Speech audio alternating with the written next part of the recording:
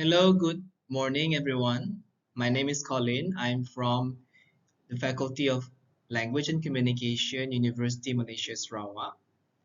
I am presenting on behalf of my colleagues and co-authors and also co-researchers, Professor Dr. Ting Soo Hee, Ms. Humaira Rasli, and Mr. Ahmad Junaidi at this sixth ASNet International Multidisciplinary Academic Conference, IMEC 2023.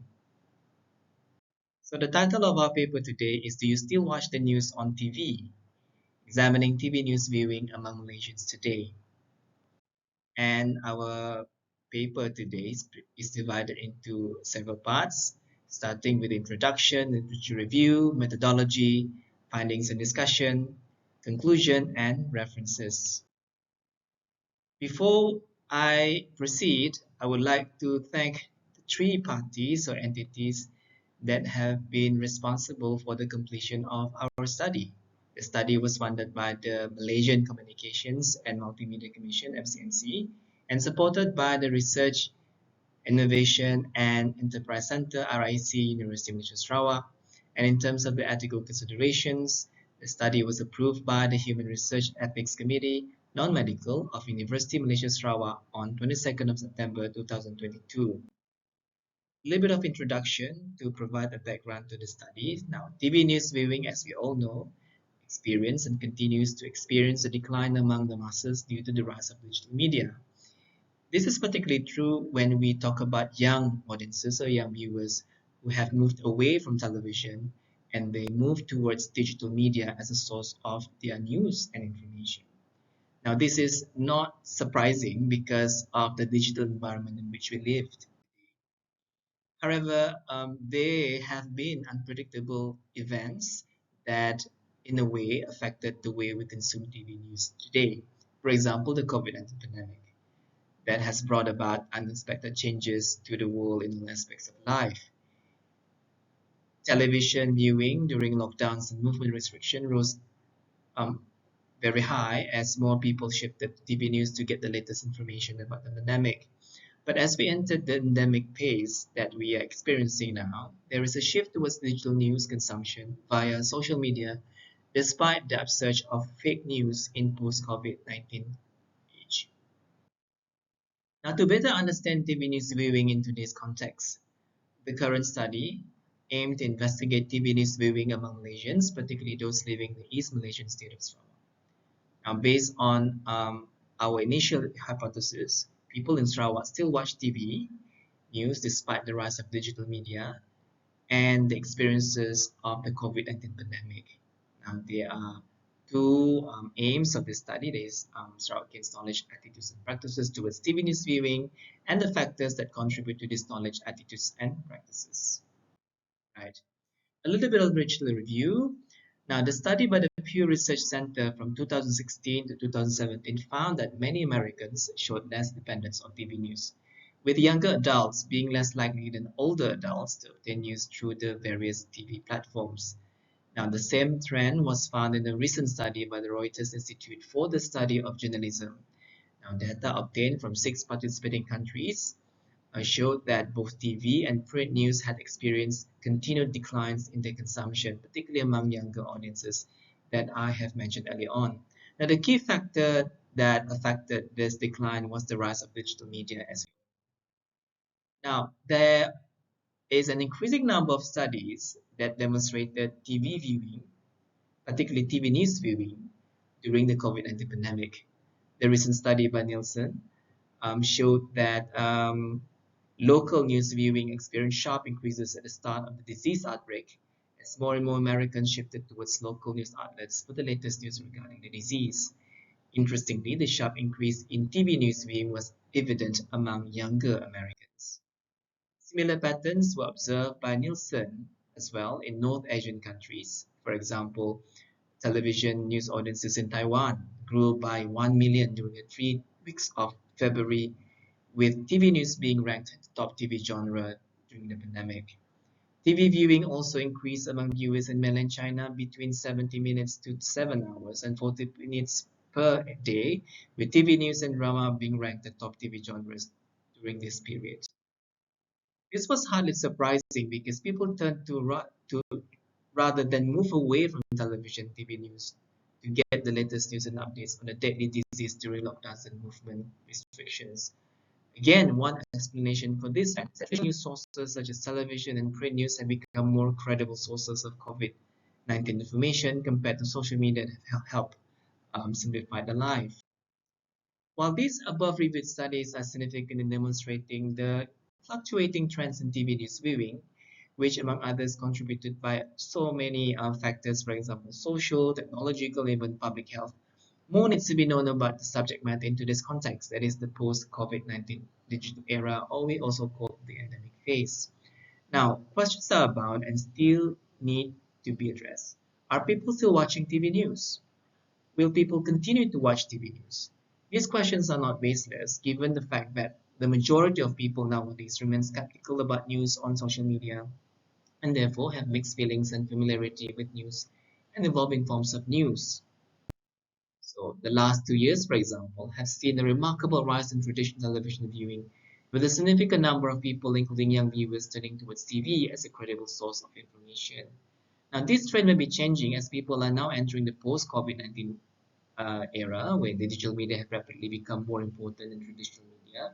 While there have been some global and regional studies on the changing trends in TV news viewing, more information concerning such trends in Malaysia is needed to understand what drives viewers to watch or turn away from TV news in different specific contexts, such as Malaysia.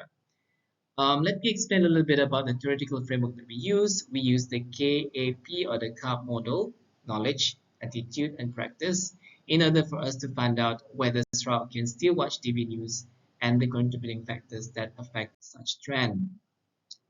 Now, the theoretical framework of the study is drawn from the CAP model that is often used to inform and guide survey research. Now, according to Nanyala CAP, which is also known as the Knowledge, Attitude, Behavior, and Practice, emerged from the field of family planning and population studies in the 1950s. And the information in the CAP survey is usually gathered by researchers through a structured standard questionnaire that may include both quantitative and qualitative data. Now, two methods involved here including open-ended interviews and focus groups, may complement the CAP survey to allow further exploration of the situation. Now, the present study employed this approach to elicit information on knowledge, attitudes, and practices about TV news viewing among Sarawakians. A little bit on the methodology. So, the study presented in this article was part of a larger research conducted by a group of researchers from public university in Sarawak. One of the research methods that we employed was the interview, and the interview questions were adapted from those used in two previous studies, one by the Pew Research Center and another one by the Reuters Institute for Study of Journalism. And the interview questions were divided into five main parts. We asked our participants information about the demographic background. We also asked them about the knowledge on TV news and also TV news viewing, the attitudes and practices, as well as the factors that may have affected their knowledge, attitudes, and practices towards TV news viewing. The sample in our study consisted of 40 participants, particularly for the interviews. Yeah. And this figure corresponds with Daniel's recommendation for typical sample sizes for various types of research designs that use non-computable sampling 20 to 150 participants for exploratory research. The participants are from various districts in Sarawak and recruited through several means of such as personal networks and snowballing technique. And to be selected, our participant must be between 18 to 64 years old and even 65 and over, of Malaysian nationality, citizens of Sarawak, may have some knowledge on TV news and TV viewing. And we adhered to several methods or employed several methods in terms of conducting an interview in person, by telephone, or electronically, either via Zoom or WebEx. And then when it comes to analyzing the data, we perform thematic analysis of the interview data that includes identifying, analyzing, reporting patterns of the research in terms of showing the minimal data organization as well as rich data description. So here are the findings and the discussion of those findings. 40 participants involved in the interviews, and most of them are young Sarawakians in the early 20s, and most of them were studying at the public university in Sarawak at the time of the study. And most of our respondents were from Kuching, and resided in the urban area. And smartphones were cited as the main mobile gadgets that they currently own, which they also use to access their news daily. And when asked about the knowledge about TV news, they reported that they were familiar with types of news, for example, breaking news, sport news, entertainment news. And when it comes to TV news programs, the participants cited Bulletin Utama TV3 and TV Sarawak as the most watched TV news programs in the last 3 months, and Astro as the most subscribed TV news provider. Our participants also cited other sources of news such as Era FM Sarawak and Hits FM Sarawak as the most listened to and most familiar radio news platforms, followed by Facebook, Instagram, Twitter as the most visited and most familiar online news platforms.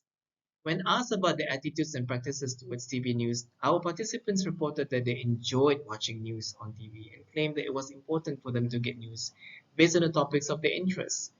They also spent between 5 to 10 minutes daily over irregular or unfixed hours when it comes to accessing news on TV.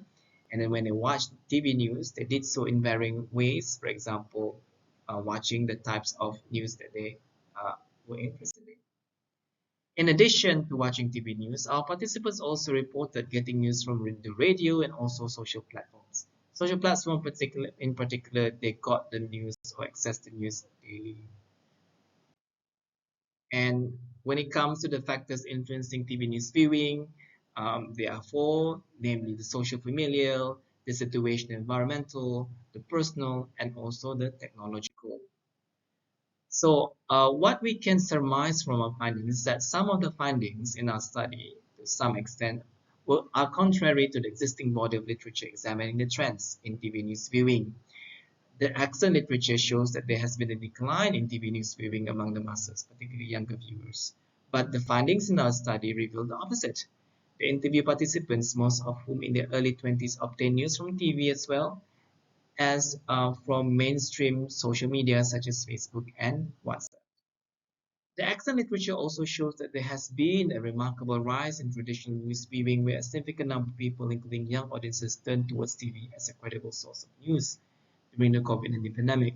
The trend has changed the world as we enter the post-COVID-19 pandemic, where digital media becomes more important than traditional media in conveying news and information.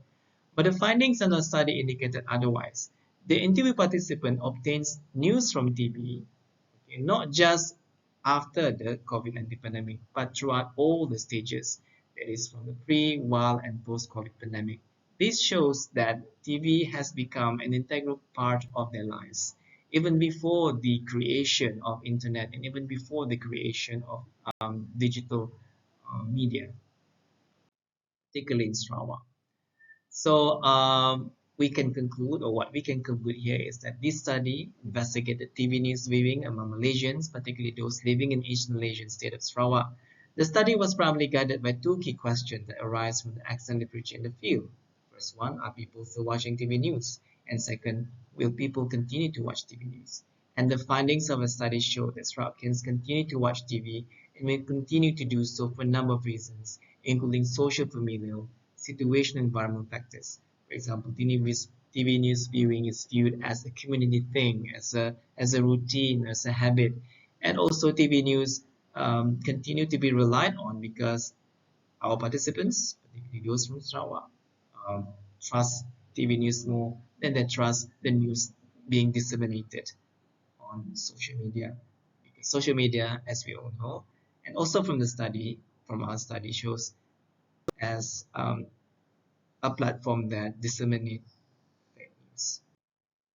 The two key questions are not baseless because many of us today remain skeptical about news on social media and as a result have mixed feelings and familiarity with new and evolving forms of news. Strokians, especially those who are involved in the study, express the same views but with more optimism. Moreover, the findings add to the literature on current TV news viewing among the masses as the world is gradually ending the pandemic and transitioning into endemic, while witnessing digital media consumption that has reached a new height to new heights. Sarawak can still watch TV news and will do so despite the rise of news digital media.